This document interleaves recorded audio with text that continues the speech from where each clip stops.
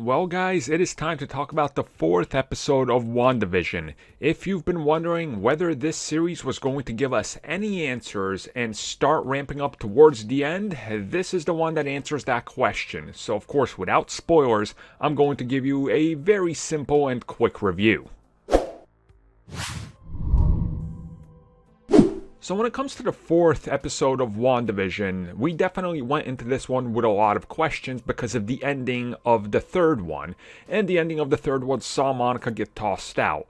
Now, in this episode, we knew for a while that this was going to be the one where things are, let's just say they're gonna paint everything in a different light. Let's put it that way. And I don't want to get into spoilers again. It's a spoiler-free review. But we do start to get answers. And we start to see what's happening outside of this world that Wanda is in. And that's really important to this episode because they really try to go into giving you some answers and teasing what's coming, teasing what you've seen without answering everything outright and still putting a lot of, questions out there while teasing answers and, again, asking for people to come up with theories.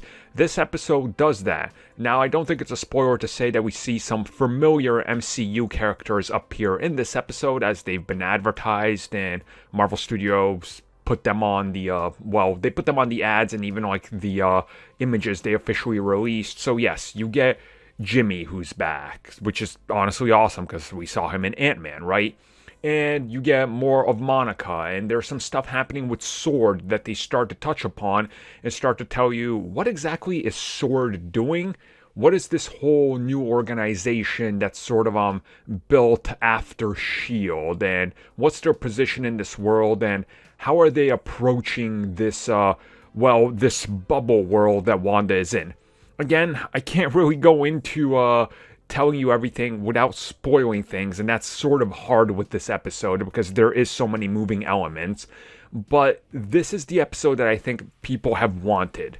Now, I've seen some people say that maybe this is what they should have opened up with, which I don't think that would have been correct because then it doesn't work. Structurally, doesn't work. This episode works exactly where it is because you can tell that after this episode, it's going in a somewhat different direction because we're going to start getting more and more answers that push us towards a conclusion, which is what works here. Honestly, I thought this was a great episode. Again, they're delivering.